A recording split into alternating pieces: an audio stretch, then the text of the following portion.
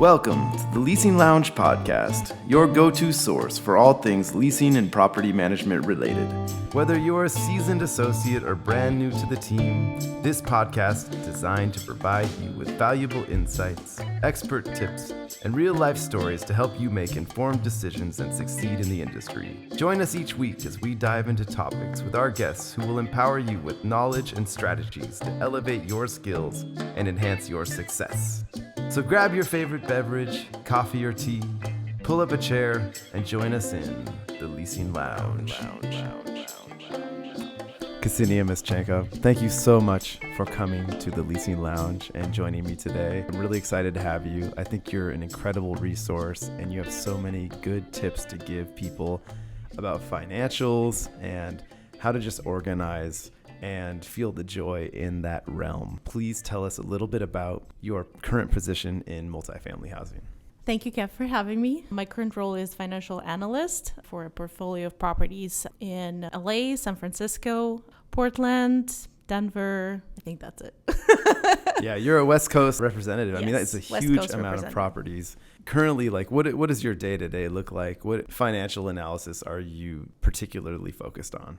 So my day-to-day job is mostly looking into our daily expenses, tracking it versus our budgets, and also our year-over-year expense to make sure that we code our expenses correctly. I can call myself a claims specialist.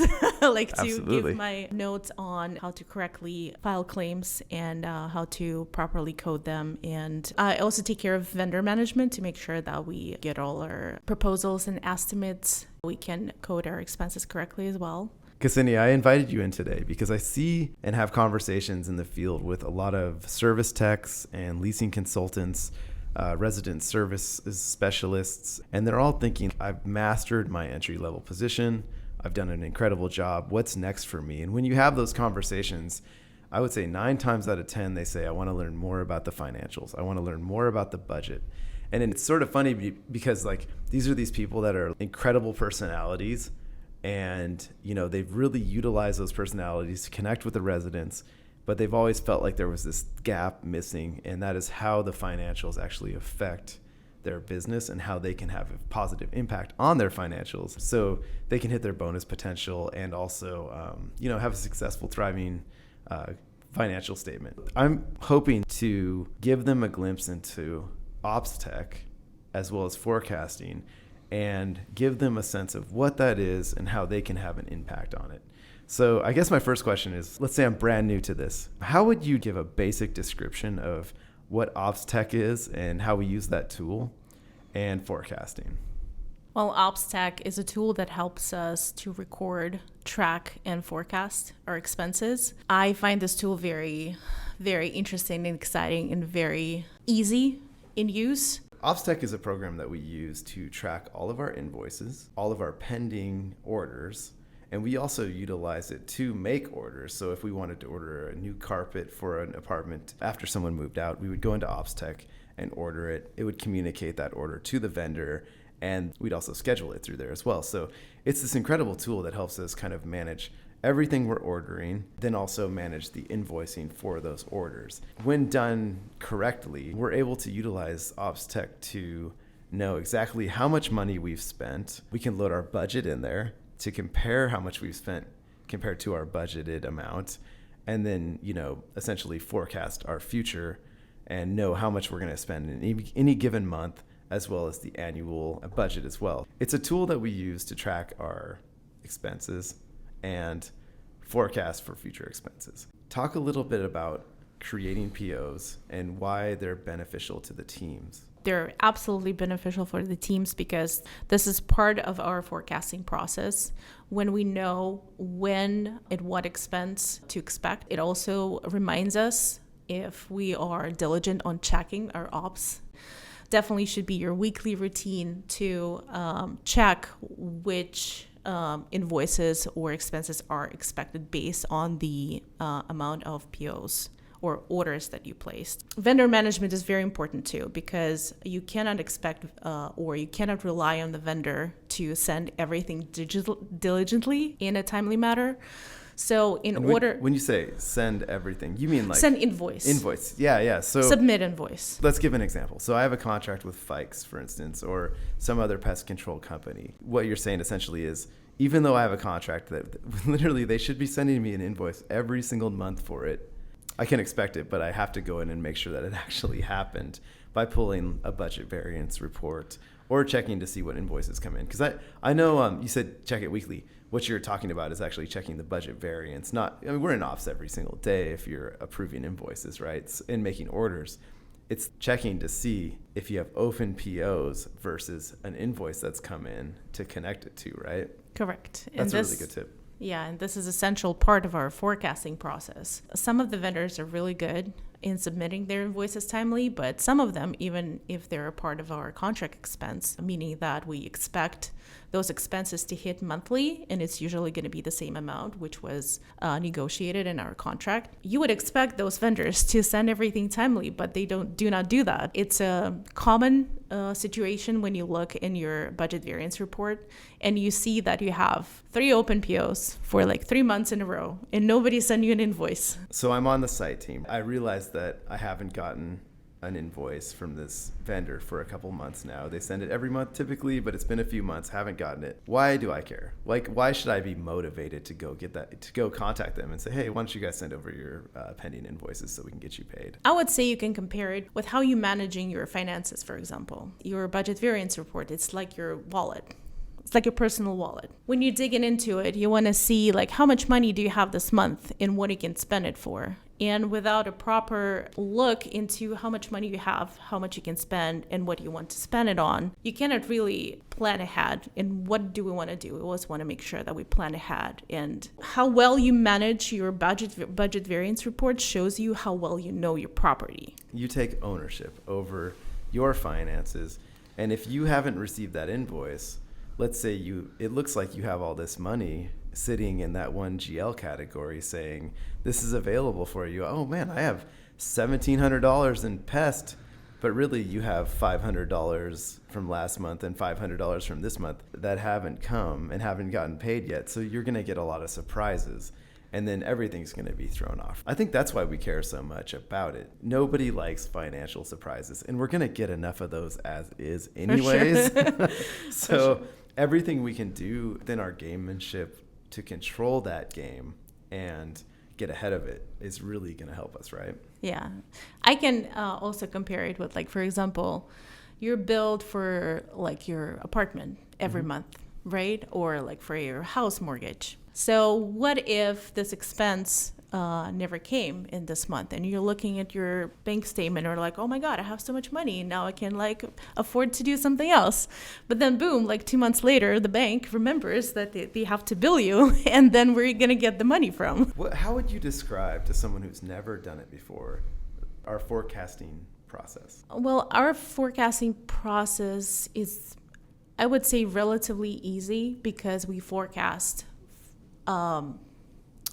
we try to forecast within a certain month because ideally it would be very beneficial for us looking a year forward. The most important question for us to see if we are incurring a certain expense in a certain category, whether we're going to incur this expense going forward, or can we do something that prevent this expense to be incurring going forward. Technically, we're just opening our budget variance report. We see how many open orders we have, how many invoices we have, and whether those expenses are within a budget for this month. And Right. It's not only necessary for us to look where we bust the budget, but also where we have a lot of savings. Like maybe a place where we need to look, maybe we missed some of the invoices and we also forgot to create a PO. So every month we do this thing called forecasting, where we are looking at all of our open orders, which are things that we've ordered essentially haven't paid for yet, haven't received an invoice yet for.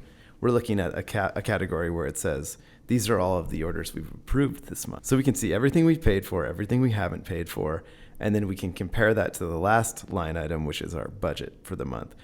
And then we'll have certain categories: admin and marketing, repair and maintenance is a category, contract services is a category.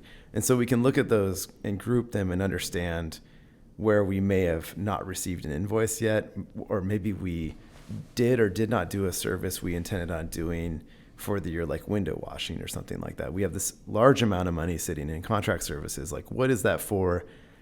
Oops. We didn't plan it. We really should have. Let's get after it. Or we did do it, but we haven't received the invoice yet. So that's really what forecasting is in the most present form. But then it's also looking forward to find out if there's something that's coming next month or if we're going to have a reoccurring expense that we didn't budget for. These are all really important aspects of forecasting. I'm wondering if you have any tips or tricks you can provide us in forecasting, like what to look out for and what you're looking for. Can I also put in a different perspective? Yeah. My understanding of forecasting. You know that every month you have a certain salary, right? Like a check. So, and you know that you have bills to pay. And you also know that anything might happen in this life, right? You might need money for some extra expenses. Sure. So forecasting, it's basically knowing that every month you get a certain amount of money that you have to cover your bills with. You have to cover your unforecasted situations or busts.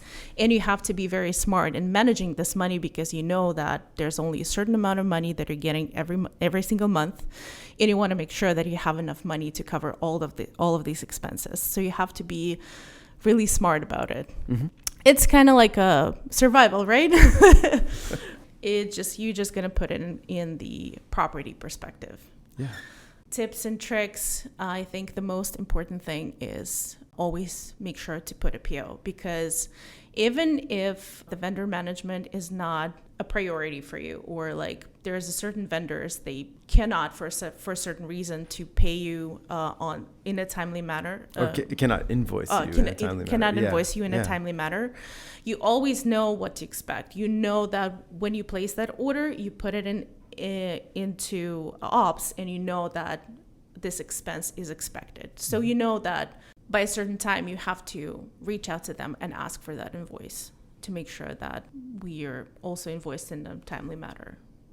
Yeah, this gets me thinking about just how important the relationships are. So important that if I'm a person coming up in this industry, that I have a good relationship with the vendors, respectful and communicative relationship with them, because at some point I'm going to rely on them to answer the phone and tell me where those invoices are or whatever it is I need from them. I think a big part of your financial success is those relationships, but not just with the vendor, but also I've seen the best teams in forecasting have a strong relationship between the leader of the community, which is either going to be an RSM or a CD, and the service manager. Can you talk a little bit about that relationship and what you've seen in the field in terms of who's entering POs and how who's thriving the best, ownership and teamwork? So, can you share a little bit about that and what you've seen in the field? Yeah, definitely. I think the synergy and the teamwork is the main driver for success. We usually tend to forget that we're part of one bigger whole. Teamwork is very important because you have to be like a self-driver to make sure that things are happening, but you also need to remember that you're part of one big team. So one of the things that I would tell anyone who's coming up in the industry and trying to understand financials is there's the numbers, but there's always a story beyond the numbers, right? And that's really what we're looking for. As good managers, we need to know why something happened and how we can try to prevent it, or how we can allocate the funds to capital or R&M appropriately. It's not just the numbers. Yes, you want to look at them, but what I find to be incredibly beneficial, and I think you'll agree, is that when we do forecasting, we start having a communication with our service teams, with our leads, with our RSMs and community directors about why something happened.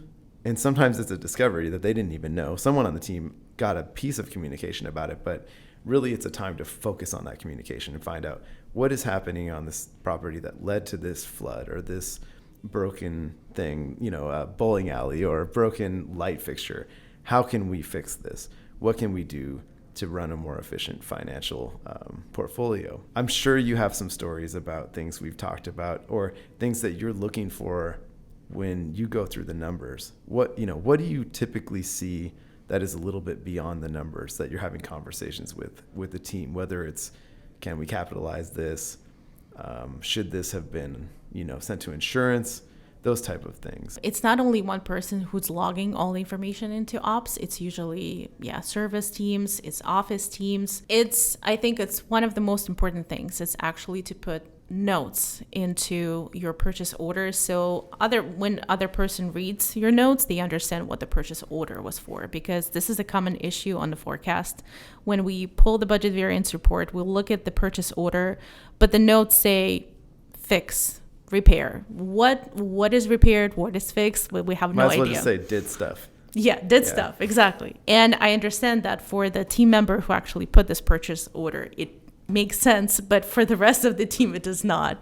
So it's really interesting to actually dig into those and understand what repair was made or what happened. And yes, you're absolutely right. So we try to identify correct expense category for each repair or fix that happens on the property to understand whether it can be part of the insurance or it can be part of the capital, but also understand what is happening on the property, what the property issue might be.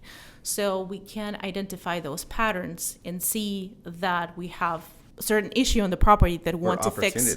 Your opportunity you want to fix going forward and not incur any expense going forward. I also love having forecasts with different teams because they all have different issues and they all approach different issues differently. Yeah. So you can always share those teams' insights across so everybody can benefit.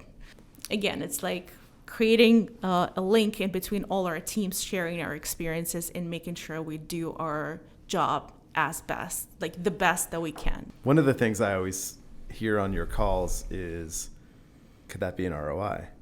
Can you talk a little bit about what an ROI is and some examples of things that you've seen that we could potentially turn into an ROI that was an expense? ROI is return on investment. So we would like to identify some issues within our property that we can invest a certain amount of money, and then it's kind of like investing because we know we're going to make a return on.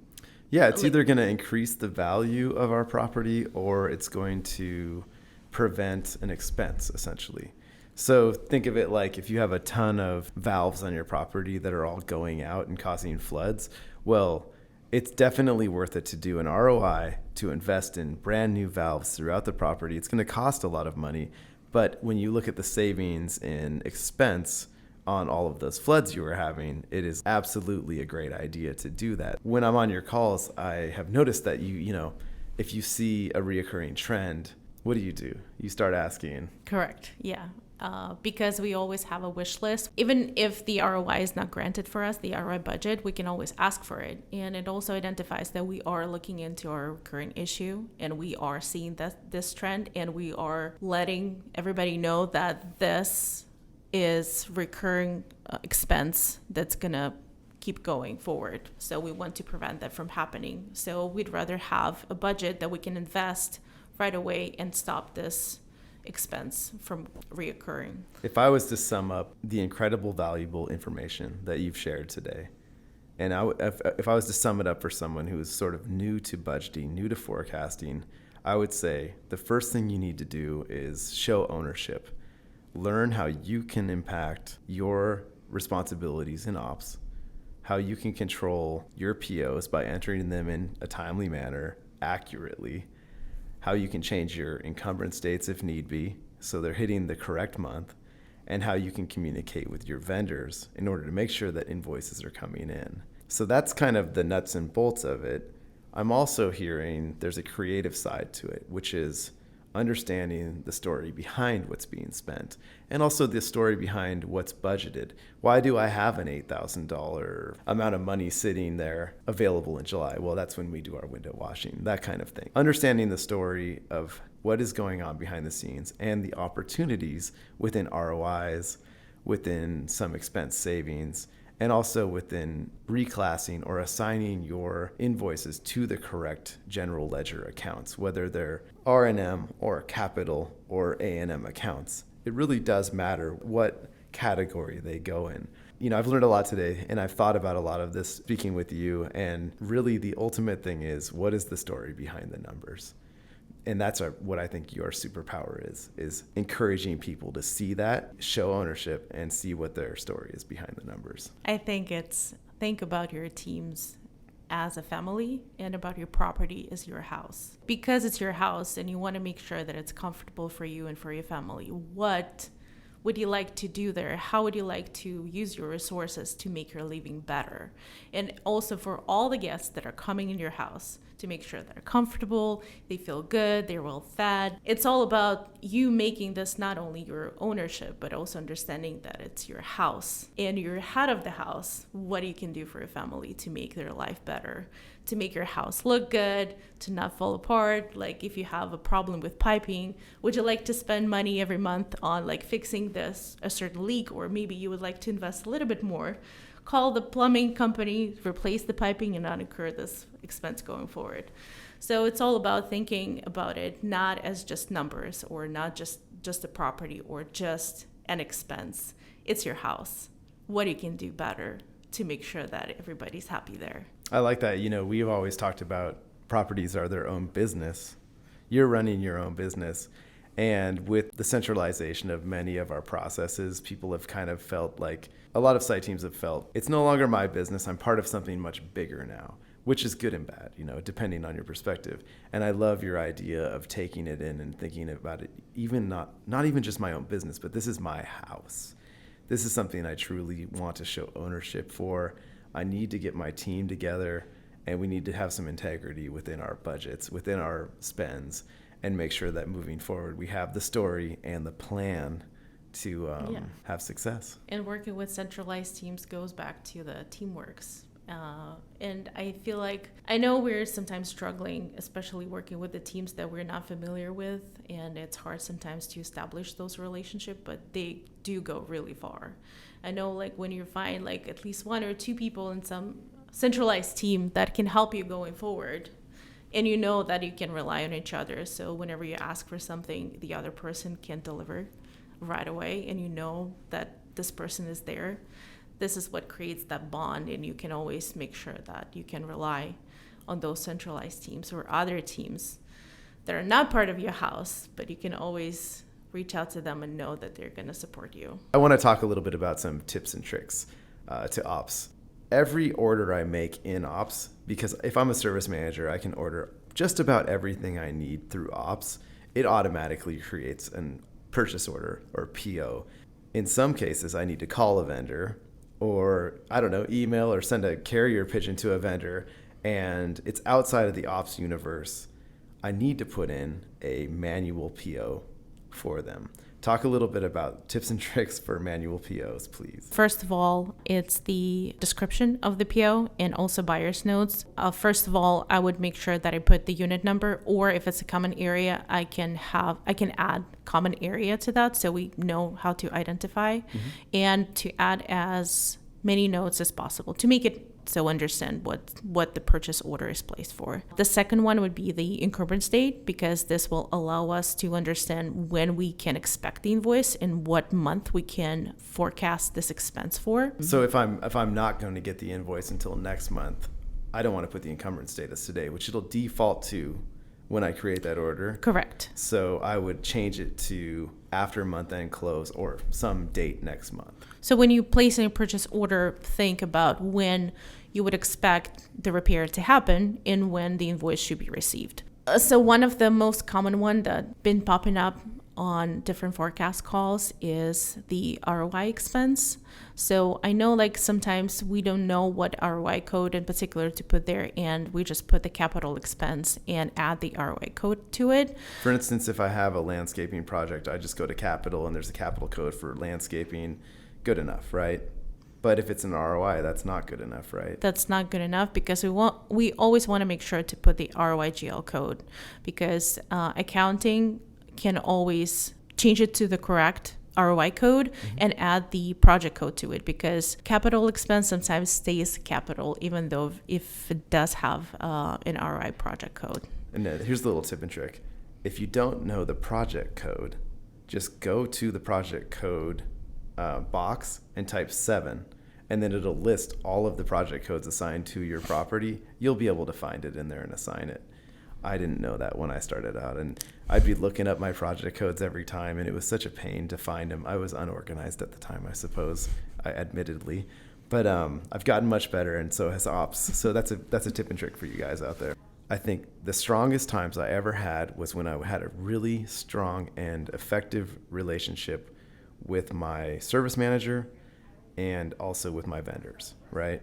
You know, my vendors were going to answer the phone when I called to say, where's the invoices, and not feel like they had to avoid me. You know, they were going to do that for me because they wanted to be a good vendor and have a good relationship. And ultimately, they wanted to get paid, you would think. I also feel like we're looking at our open orders versus invoices. Our PO adoption is what we call it. So essentially, if you call a vendor and put in an order over the phone, so it's not done through ops, right? Then you have to go into ops and create a PO for that order and make it as accurate as possible so we can forecast off it. We know there's an invoice coming in. If I know my service manager is going to do that, I'm feeling much more confident about my forecast. Otherwise, it's a who knows what's coming down the pike. So we both want to have ownership and make sure that we have a high PO adoption rate, that we're entering POs for offline orders, that we can rely on each other to do so. So I felt always much more confident when I had that strong relationship.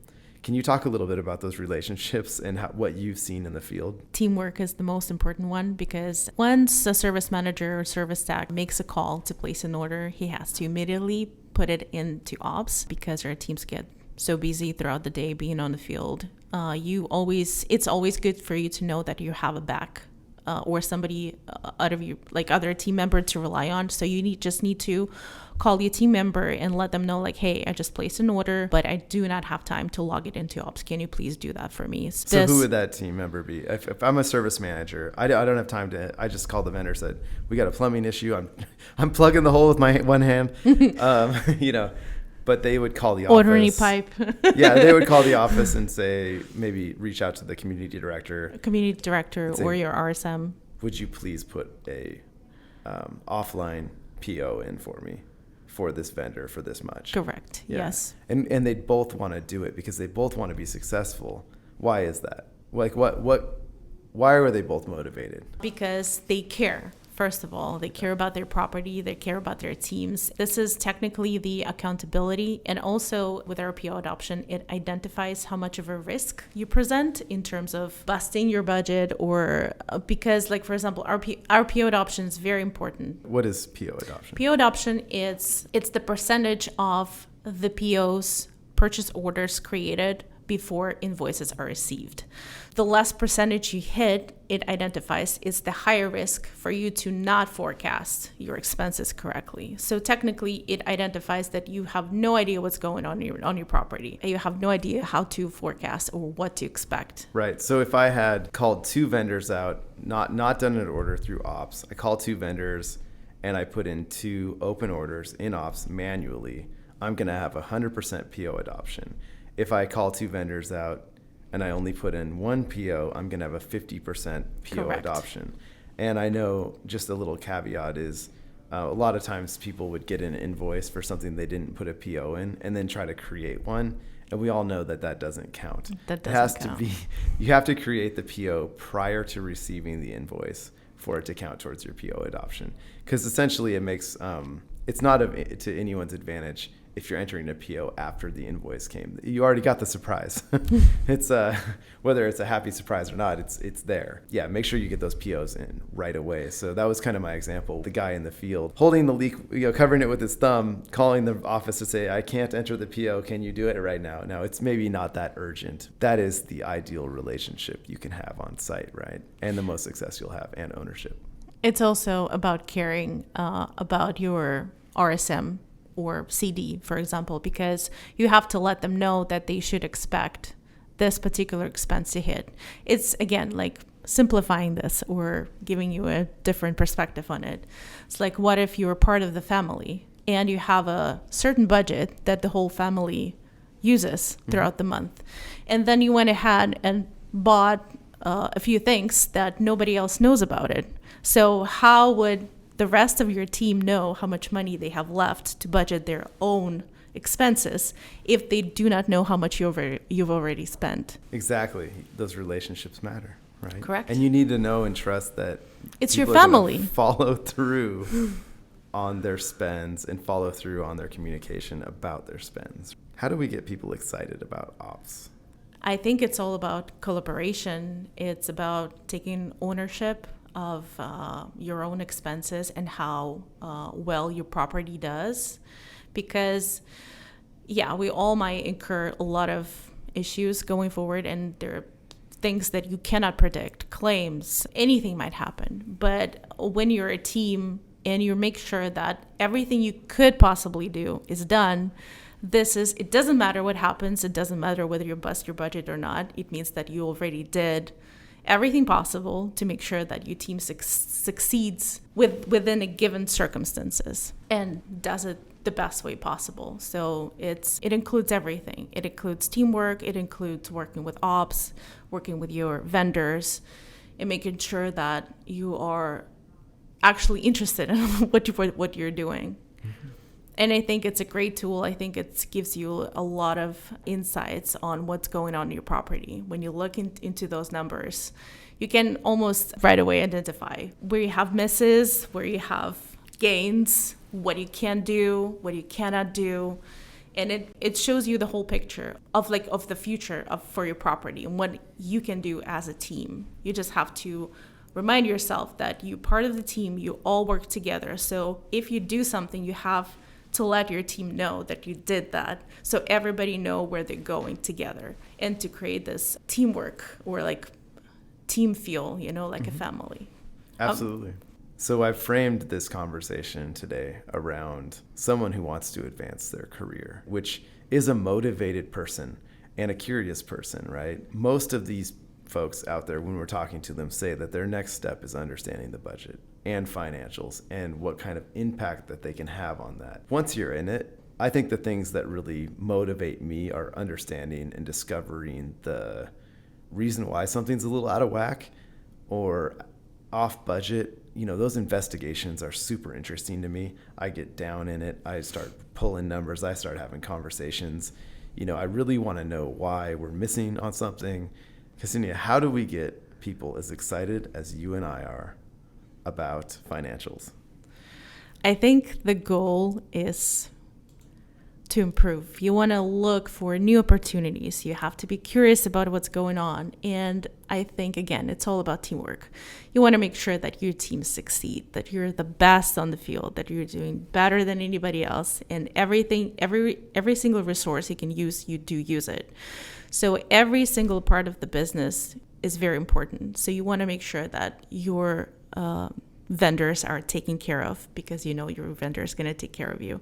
You want to make sure you take care of your teams, because your teams are going to be more successful. And it's all about the passion, really. It's not about the numbers. It's about you being curious. You know how to, it's like, I don't want to call it a game, but it's kind of like you have a certain goal and you want to reach that goal, and you want to do everything possible to make sure that you do good. Mm-hmm. What you're saying is interesting. If I was on a site, I might not be thinking about the gamemanship or the competition, but it is a big part of it. It's not a game, but it is gamemanship, and there is competition involved, and that is you showing ownership over your role, working as a team with all of these properties in a district to do good in your market, beat your peers, and ultimately everyone succeeds in that. So a big part of it is understanding your budget and trying to exceed your expectations there and control it and understand it. So that's what financials is to me. And absolutely, I love that you put the competition element in it, because all of the best leaders in property management, at least in the REIT markets, are competitive.